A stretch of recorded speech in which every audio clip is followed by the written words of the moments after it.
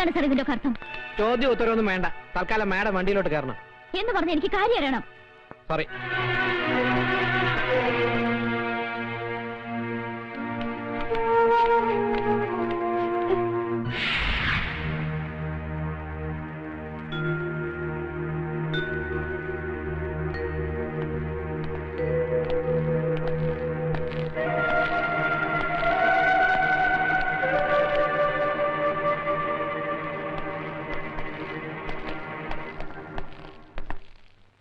ക്ഷമിക്കണം മിസ് അശ്വതി മേനോൻ, ഒരു സാമൂഹ്യ പ്രവർത്തകയും അഭിഭാഷകയുമായ നിങ്ങളോട് ഞാൻ കാണിച്ചത് അനീതിയാണെന്ന് എനിക്കറിയാം. I am really sorry for that. പക്ഷേ വേണ്ടി വന്നു. നോ, ഇത് ഗുണ്ടായിസമാണ്. നിങ്ങൾ നോക്കിക്കോ, ഞാൻ ഇതിനെതിരെ പ്രതികരിക്കും. പ്രതികരിച്ചോളൂ. പക്ഷേ അതിനു മുമ്പ് എനിക്ക് പറയാനുള്ളത് മുഴുവൻ നിങ്ങൾ കേൾക്കണം. കേട്ടേ പറ്റൂ. 2 വർഷം മുമ്പ് coast guard inspector Rajasekharan Nair ദാരുണമായി കൊല ചെയ്യപ്പെട്ടു. അതിന് അദ്ദേഹം ചെയ്ത കുറ്റം, വധിക്കപ്പെടുന്നതിന് ഏതാനും ദിവസം മുമ്പ് സ്ഫോടക വസ്തുക്കളുമായി തീരത്തണഞ്ഞ ഒരു ബോട്ട് കസ്റ്റഡിയിലെടുത്തു. അതിൽ നിന്നും പിടിച്ചെടുത്ത സ്ഫോടക വസ്തുക്കൾ രായ്ക്ക് രാമാനം വെറും ഓലപ്പടക്കങ്ങളാണെന്ന് തെളിയിക്കാൻ അതിന്റെ സൂത്രധാരന്മാർക്ക് കഴിഞ്ഞു. പക്ഷേ രാജശേഖരന്റെ കൊലപാതകയെ അശ്വതി മേനോൻ എന്ന അഡ്വക്കേറ്റിന്റെ ബുദ്ധിയും മിടുക്കും കൊണ്ട് കോടതി വെറുതെ വിട്ടു. ആ പ്രതിയുടെ പേരാണ് ആമിർ അലി. ഒരിക്കൽ ഞാൻ ചോദിച്ചു, അന്ന് അവനെ സഹായിക്കാൻ കരുത്തരായ ആരെങ്കിലും നിങ്ങളെ സമീപിച്ചിട്ടുണ്ടോ എന്ന്. അത് നിങ്ങൾ ഒഴിഞ്ഞു മാറി. എനിക്കറിയാം അങ്ങനെ ആരോ നിങ്ങളെ സമീപിച്ചിട്ടുണ്ട്. എന്താണ് അയാളുടെ പേര്? ആ പേര് പറയിക്കാൻ ഇങ്ങനെയൊരു മാർഗം വേണ്ടിയിരുന്നില്ല അമർനാഥ്. ഒരേ ക്ലാസ്സിലിരുന്ന് പഠിച്ചവരാണ് നമ്മൾ. പഠിച്ച പാഠങ്ങൾ മനഃപ്പാഠമാക്കാൻ പരസ്പരം ബാധിച്ചിട്ടുണ്ട് പലപ്പോഴും. ആ അമർനാഥാണോ ഒരു ശത്രുവിനെ പോലെ, ഒരു കുറ്റവാളിയെ പോലെ? എന്നെ അമർനാഥിന് അറിയില്ലേ? സോറി, ഒരു ദൗത്യം ഏറ്റെടുത്താണ് ഞാൻ ഇവിടെ വന്നത്. പക്ഷേ ഞാൻ തോറ്റുപോയി. എന്നെ തോൽപ്പിച്ചവരുടെ കൂട്ടത്തിൽ താൻ ഉണ്ടാകരുതെന്ന് ഞാൻ ആഗ്രഹിച്ചു. ഒരു വട്ടമെങ്കിലും ജയിക്കാൻ, ഒരു സമൂഹത്തെ മുഴുവൻ രക്ഷിക്കാൻ ഒരു കച്ചിത്തിനും എനിക്ക് ആ പേര്. Please please tell me. നിങ്ങൾ എന്നെ ഒരുപാട് തെറ്റിദ്ധരിച്ചിരിക്കുകയാണ്. ആ കേസ് ബാധിച്ചതിലൂടെ രാജ്യദ്രോഹികളാണ് ഞാൻ രക്ഷിച്ചതെന്ന് എനിക്കറിയില്ലായിരുന്നു. ഒരു പ്രതിക്ക് വേണ്ടി കോടതിയിൽ ഹാജരാകുക, കേസ് ജയിക്കുക, അഡ്വക്കേറ്റ് എന്ന നിലയിൽ പ്രശസ്തി നേടുക, പിന്നെ ഞാൻ ഒരുപാട് ഇഷ്ടപ്പെടുന്ന ഒരാളിന്റെ സുഹൃത്ത്, അനുയായി, സന്തത സഹചാരി. അയാൾ വന്ന് കാല് പിടിച്ചപ്പോ ആരാണ്?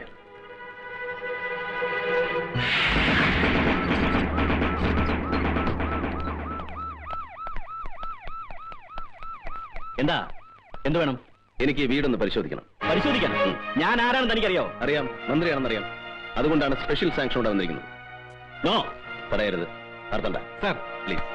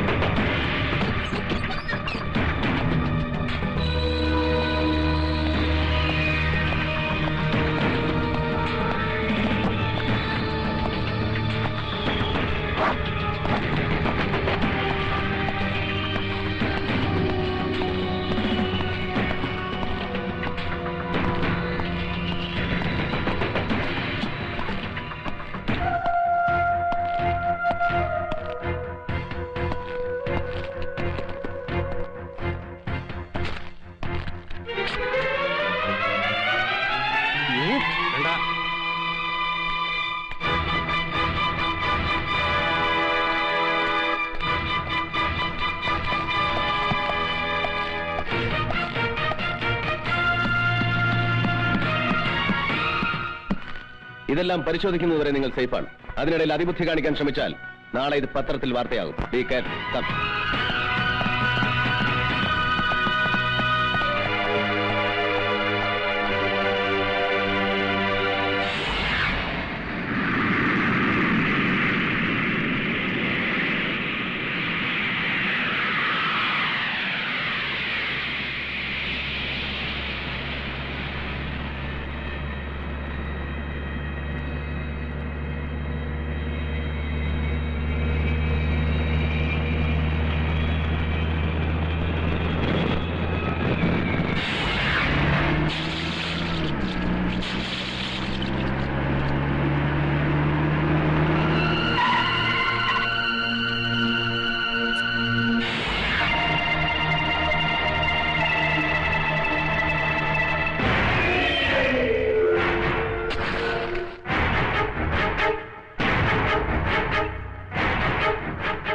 नाम था उस कमीने इंस्पेक्टर का? इंस्पेक्टर अमरनाथ। बड़ा कमाल का आदमी है यार। हर हमेशा मेरे को बोलता था ये करेगा वो करेगा। एक मामूली पुलिस इंस्पेक्टर को कुछ नहीं कर सका, अपने आप को इतना बड़ा बादशाह बोलता है। थू! अरे डूब मरो पानी में साला। मिनिस्टर, क्या वादा किया था जॉन बेटो से? क्या वादा किया था तुमने जिंदगी में सिर्फ एक ही बड़ा काम किया, हमारा सिगरेट का फ्लॉपी डिस्क उस इंस्पेक्टर के हाथ भोंक के। ചില്ലാനാ മत. क्यों नहीं चिल्लाऊं? गया अब साला भोंक के फायदा क्या? क्या फायदा? എനിക്കൊരു മുഖ്യമന്ത്രി പദമാണ് ആവശ്യമെങ്കിൽ നിങ്ങളെ ഇങ്ങോട്ട് കെട്ടി എഴുന്നേൽക്കേണ്ട ആവശ്യം എനിക്കില്ല. പൂമനം കടപ്പുറത്ത് തെട്ടൊമ്പെണ്ണത്തിന് കശാപ്പ് ചെയ്തപ്പോ എന്റെ 16 MLA-മാരെ കൂട്ടി ഒരു രാത്രി പ്രതിപക്ഷമായ ഒരു അലയൻസ്, അത്രയും മതിയായിരുന്നു ജയദേവന് മുഖ്യമന്ത്രിയാകാൻ. പക്ഷെ നിങ്ങൾ എന്നെ പറഞ്ഞു, വീണ്ടും വീണ്ടും കലാപം ഉണ്ടാക്കാൻ നിങ്ങൾ എന്നെ നിർബന്ധിച്ചു. ലക്ഷങ്ങളുടെ ആയുധങ്ങൾ, സ്ഫോടക വസ്തുക്കൾ നിങ്ങൾ ഇവിടെ ഇറക്കി. പഞ്ചാബിലും കാശ്മീരിലും എന്തിന് തൊട്ടടുത്ത സംസ്ഥാനങ്ങളിൽ വരെ അതിപ്പോഴും പൊട്ടിക്കൊണ്ടിരിക്കുകയല്ലേ? സ്വന്തം നാടിനെ വഞ്ചിച്ച്, എന്നെ വിശ്വസിച്ച് എന്റെ ജനങ്ങളെ വഞ്ചിച്ച് നിങ്ങൾ നടത്തിയ ക്രൂരമായ ചൂതാട്ടം. ലോക്, ഇപ്പൊ എന്റെ കയ്യിലെ പട്ടത്തിന്റെ ചരടൊന്ന് പാളിയപ്പോ തടി രക്ഷിക്കാനാണ് ഈ ഗർജനമെങ്കിൽ, ഇന്റലിജൻസും ഇന്റർപോളും വലവീശിയിരിക്കുന്ന നിങ്ങൾ ബോംബെയിലും ഡൽഹിയിലും കളിച്ച കളിയൊന്നും അല്ല കളിയെന്ന് എനിക്ക് നിങ്ങളെ ബോധ്യപ്പെടുത്തേണ്ടി വരും. അതുകൊണ്ട് ആ വിരട്ടൊന്നും ഇവിടെ വേണ്ട. भाषण दिया? बहुत बहादुर है ना तू? मैं सुना तेरा भाषण, बहुत खुश हुआ। देख लिया कितना ताकत है तेरे में, समझा? നിങ്ങളുടെ വീട്ടിൽ നിന്ന് ആ നായിന്റെ മോൻ എടുത്തോണ്ട് പോയ ഫ്ലോപ്പി പരിശോധിച്ചാ എല്ലാരും കൊടുങ്ങും. അതിനു മുമ്പ് അവനെ തട്ടിക്കളയാൻ വല്ല മാർഗം ഉണ്ടോ എന്ന് ആലോചിക്കും. साला ये खेल ही पूरा डर का है। जहां पब्लिक हमारे से डरना बंद कर दिया, हमारा खेल खत्म। अब आगे का खेल देखो मैं खेलता हूँ।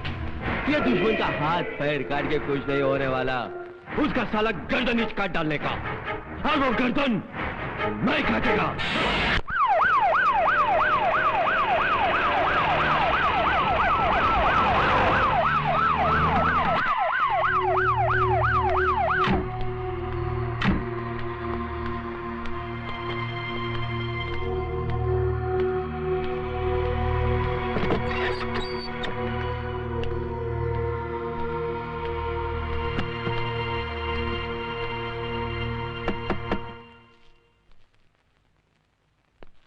ഒരു കത്ത്.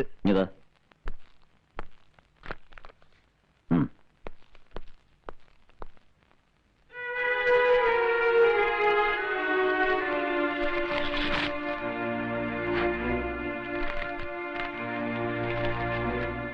ഞാനിപ്പോൾ ശത്രുവിന്റെ പട്ടികയിലാണെന്ന് എനിക്കറിയാം. എങ്കിലും ആവശ്യപ്പെടുകയാണ്, വിരോധമില്ലെങ്കിൽ ഒന്നിന്റെ വീട് വരെ വരാമോ? മന്ത്രിയായിട്ടല്ല, പഴയ അബ്ദുൾ റഹീമായി. പക്ഷെ ചില രഹസ്യങ്ങൾ അത് പറഞ്ഞേ പറ്റൂ എന്ന് സ്വന്തം അശോകി.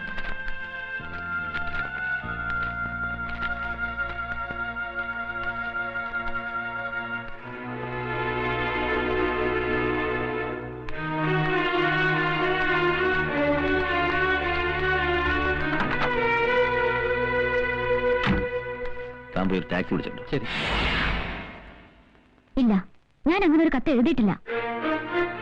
അല്ലെങ്കിൽ തന്നെ ഇങ്ങനെ ഒരു കത്ത് എഴുതാനും ഒരുപാട് തിരക്കുള്ള ഒരാളെ വീട്ടിൽ വിളിച്ചു വരുത്തുവാനും ഞാൻ ആര്? പ്രത്യേകിച്ച് ഒരു ശത്രുവായി ഞാൻ. പ്ലീസ്, അതിലേക്കൊന്നും ഇപ്പൊ കടക്കണ്ട. വിധി നമ്മെ ഒരുപാട് അകറ്റിയിട്ടുണ്ട്. അതിലൊരു പക്ഷേ നമ്മുടെ ആദർശങ്ങൾക്ക് പങ്കുണ്ടാവാം, ഈ സമൂഹത്തിന് പങ്കുണ്ടാവാം. എന്നിട്ടും ചതിക്കാൻ കരുക്കളൊരുക്കി കാത്തിരിക്കുകയാണ് ഇപ്പോഴും ചിലർ. അതിന്റെ സാക്ഷ്യപത്രമാണ് ഈ കത്ത്. ജീവിച്ചിട്ടില്ല ഞാൻ. ജയിച്ചും തോറ്റും പിടിച്ചിറക്കി ആദർശത്തെ മുറുകെ പിടിച്ചുകൊണ്ടുള്ളൊരു പടയോട്ടം. തിരിഞ്ഞു നോക്കുമ്പോ ജീവിതം മാത്രം.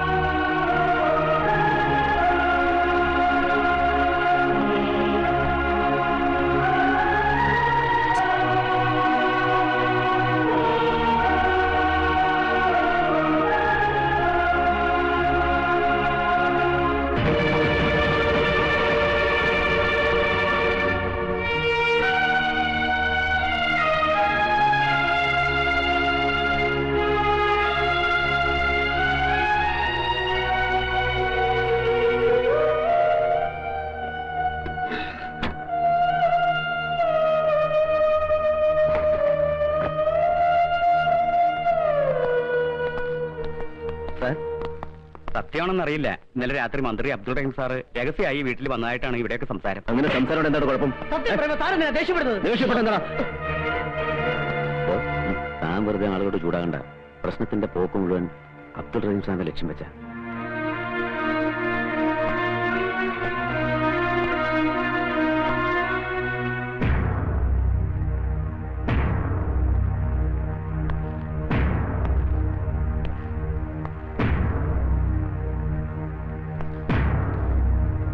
സൂക്ഷിച്ചു നോക്കുമോനെ. ഈ ഫോട്ടോയിൽ കാണുന്ന സാറ് തന്നെയല്ലേ ആന്റിയെ കാണാൻ അവിടെ വന്നത്? അതെ. വേറെ ആരും അവിടെ വന്നിട്ടില്ലല്ലോ. ഇല്ല. അയാൾ വന്നെന്തോ ആന്റിയോട് ചൂടായി സംസാരിച്ചു അല്ലേ മോനെ? മോൻ പറഞ്ഞു. ഇത് കൊച്ചുകുട്ടിയല്ലേ സാർ, അവർ തമ്മിൽ സംസാരിക്കുന്നിടയ്ക്ക് ഉറങ്ങിപ്പോയിന്ന് ഈ കുട്ടി തന്നെ പറഞ്ഞില്ലേ സാർ? മിസ്റ്റർ രാമേന്ദ്രൻ, ക്രൈംബ്രാഞ്ചിന് കൈമാറിയ ഒരു കേസാണിത്. പിന്നെ നിങ്ങളെയൊക്കെ വിളിപ്പിച്ചത് സംഭവങ്ങളുടെ പ്രീവിയസ് പൊസിഷൻ എന്തായിരുന്നു അറിയാനാ, അല്ലാതെ ആരോടൊക്കെ എന്തൊക്കെ ചോദിക്കണം, എങ്ങനെ അന്വേഷിക്കണം എന്നുള്ള ബുദ്ധി പറഞ്ഞു തരാൻ വേണ്ടിയല്ല. സാർ 4ാം ക്ലാസ്സിൽ പഠിക്കുന്ന ഒരു കുട്ടിയാണത്. നിങ്ങൾ എന്തിന് എമോഷണൽ ആകണം മിസ്റ്റർ? ഇമോഷണൽ ആവും സാർ. കാരണം പലപ്പോഴും ഇയാൾ ഒരുപാട് സംരക്ഷിച്ചുള്ള ഒരു മിനിസ്റ്ററാ. ഒരാപത്ത് വരുമ്പോ പിന്നെ തിരിച്ചു നന്ദി കാണിക്കണമല്ലോ, അല്ലേ? അത് തോന്നിയത് കൊണ്ടാണ് ഈ കേസ് ഇത്രയും പെട്ടെന്ന് ക്രൈംബ്രാഞ്ചിന്റെ കൈകളിലെത്തിയത്. അതിനെക്കുറിച്ചൊന്നും പറഞ്ഞു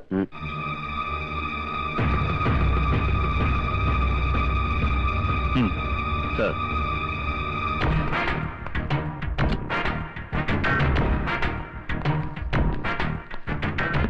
ഇതാണ് സാർ മിനിസ്റ്ററുടെ PA. താനല്ലേ മിനിസ്റ്റർക്ക് ടൂറിസ്റ്റ് ആക്ട് വിളിച്ചു കൊടുത്തത്? കാർ വിളിച്ചു കൊടുത്തു. പക്ഷേ എന്താ ഒരു പക്ഷേ? വിളിച്ചു കൊടുത്തില്ലേ? അതിന്റെ അർത്ഥം മിനിസ്റ്റർ ആ വീട്ടിൽ പോയി എന്നല്ലടോ. അങ്ങോട്ടേക്കാണ് പോയത്. പക്ഷേ പിന്നെ എന്താ ഒരു പക്ഷേ? വയ്ക്കോ.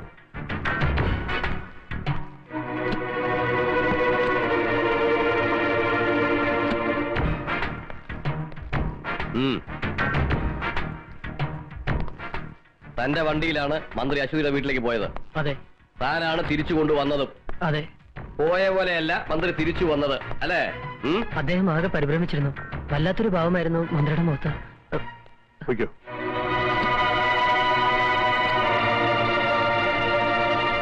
സാർ, മിനിസ്റ്റർക്ക് ആ പെണ്ണിനോട് വേറെയും ശത്രുതയുണ്ട്. അദ്ദേഹത്തിനെതിരെ പ്രകടനം നയിക്കുക, പരസ്യമായി വെല്ലുവിളി നടത്തുക, അതും പഴയ കാമുകി.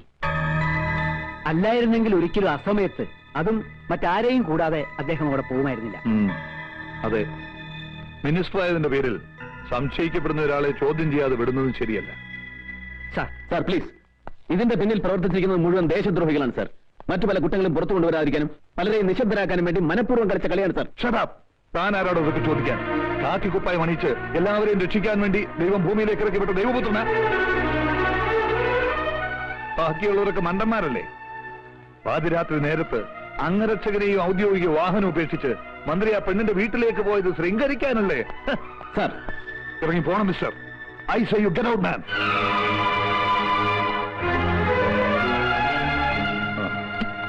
തൽക്കാലം അബ്ദുൾ റഹീമിനെ കസ്റ്റഡിയിലെടുക്കാൻ വേണ്ട നടപടികൾ പൂർത്തിയാക്കുന്ന ശേഷം എന്നെ അറിയിക്കൂ. കസ്റ്റഡിയിലെടുക്കാൻ പോകുമ്പോ പ്രകോപനം ഉണ്ടായേക്കാം. Then you seek their help. Okay? Sir.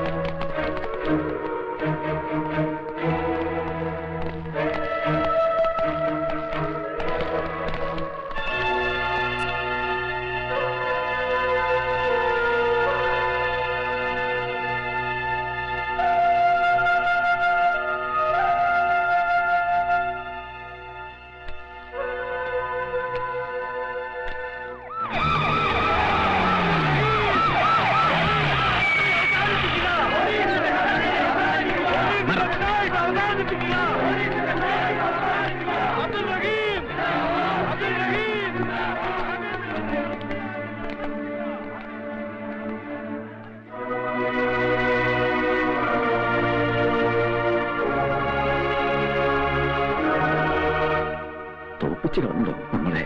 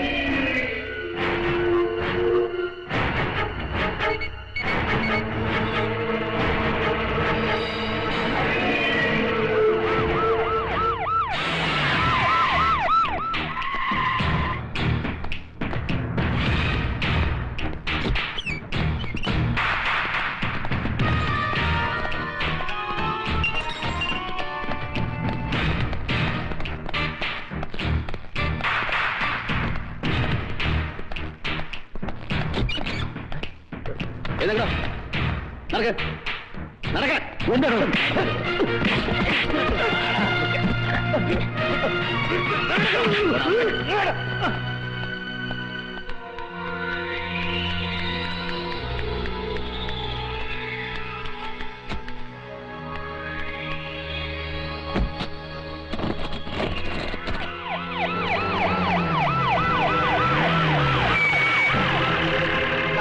മറ്റേ വണ്ടി ഇങ്ങോട്ട്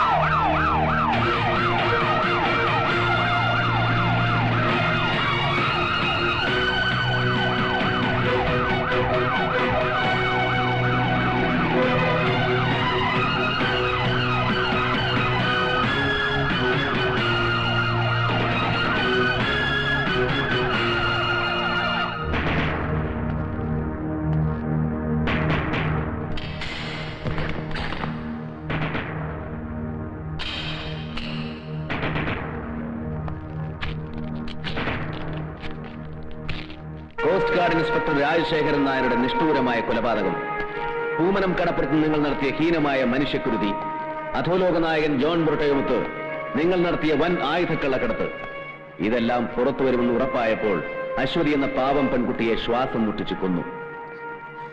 ആ കുറ്റം അബ്ദുൾ റഹീമിന്റെ തലയിൽ കെട്ടിവെച്ച് 24 മണിക്കൂറിനുള്ളിൽ അയാളെ തടവിലാക്കി എന്നെ നിശ്ചലനാക്കാൻ നിങ്ങൾ കാണിച്ച ബുദ്ധി ആരുടേതാണെന്ന് എനിക്കറിയാം. പക്ഷേ അതുകൊണ്ടൊന്നും എന്നെ തളയ്ക്കാനാവില്ല ജയദേവൻ. നാളെ കോടതിയുടെ കുമ്പസാരക്കൂട്ടിൽ ഞാൻ തന്നെ കയറ്റി നിർത്തും. കൂടെ അവനുണ്ടാവും, ജോൺ ബ്രിട്ടോ. മതിയോ പ്രസംഗിച്ചത്? കയ്യൂക്ക് കാണിച്ച് എന്നെ നിന്റെ മുമ്പിൽ കൊണ്ടിരുത്തിയപ്പോ മുട്ടും കുത്തിന്ന് മാപ്പിലൊക്കെ വിചാരിച്ചോ നീ? 7ാം ക്ലാസ്സിൽ പഠിക്കുമ്പോ കൈ പൊടിയും പിടിച്ച് തെരുവിലിറങ്ങിയവനാ ഞാൻ. അതിനിടയ്ക്ക് നിന്നെ പോലെ പല മിടുക്കന്മാരെ കണ്ടും പൊരുതിയും തറത്തും നിന്നവനെയൊക്കെ വെട്ടിമാറ്റിയുവാ ഞാൻ ഈ നിലയിലെത്തിയത്. താൻ പോണു. ഇവനൊരു കോപ്പും ചെയ്യില്ല. ഇവനേക്കായി നെഞ്ചൂക്കായിരുന്നു ഇവന്റെ തന്തയ്ക്ക്. എന്നിട്ട് എന്ത് പറ്റി? ഒരു പഴമ്പായി പൊതിഞ്ഞ് ഇവന്റെ മുമ്പിൽ വെച്ചു വിട്ട ചാരവസ്തിയും സ്വന്തം തന്തയുടേതായിരുന്നു എന്ന് ഉറപ്പുണ്ടോ നിനക്ക്? ഒപ്പം കത്തിക്കരിഞ്ഞ ഏതോ തീറ പോലീസുകാരന്റെ അസ്ഥിയെടുത്ത് ശേഷക്രിയ നടത്തേണ്ടി വന്നവനല്ലേടാ നീ.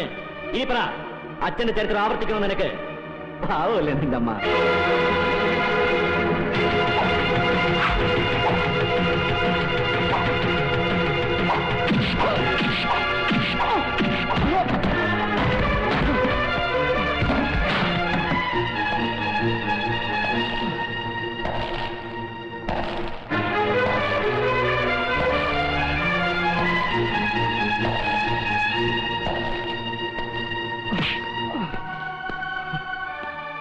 ആ അസ്ഥിയും ചാരവും പുണ്യതീർത്ഥത്തിൽ ഒഴുക്കുമ്പോഴും ആ ആത്മാവിനെ ബലിയൂട്ടുമ്പോഴും കണ്ണു നിറച്ച് കാണാതെ പിരിഞ്ഞ അച്ഛനും സത്യം എന്റെ നെഞ്ചിലുണ്ടായിരുന്നു. 1000 വട്ടം ജന്മമെടുത്താലും അച്ഛനെന്ന വാക്കിന്റെ അർത്ഥവും പൊരുളും നിനക്ക് മനസ്സിലാവില്ല. അതറിയണമെങ്കിൽ ഒറ്റ തന്തയ്ക്ക് ജനിക്കണം.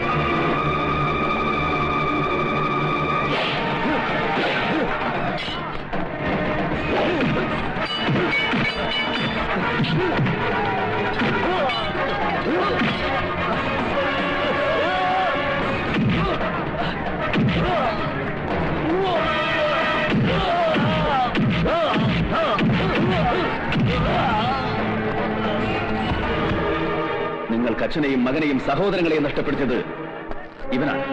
മതത്തിന്റെയും ജാതിയുടെയും പേരിൽ ഇവിടെ നടന്ന കൂട്ടക്കൊലകളുടെ മുഴുവൻ പിന്നിൽ പ്രവർത്തിച്ചത് ഇവനാണ്.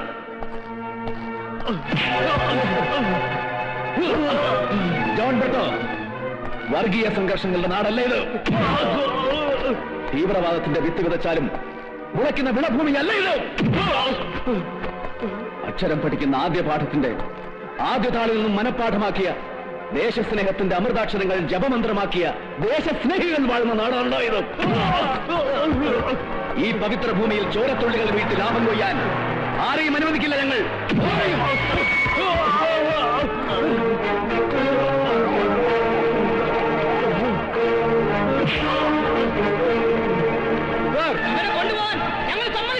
ഇവനെ ഞങ്ങൾക്ക് വേണം. ഇവരെ ഞങ്ങൾക്ക് വിട്ടുതരണം. ഇവരെ ശിക്ഷിക്കേണ്ട കോടതി ഇതാണ്. നിങ്ങൾ നിയമം കയ്യിലെടുക്കരുത്. സമാധാനമായിട്ട് പിരിഞ്ഞു വേണം.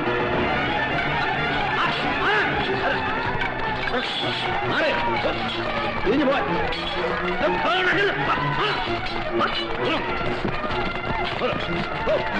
പ്രശ്നമുണ്ടാക്കരുത്.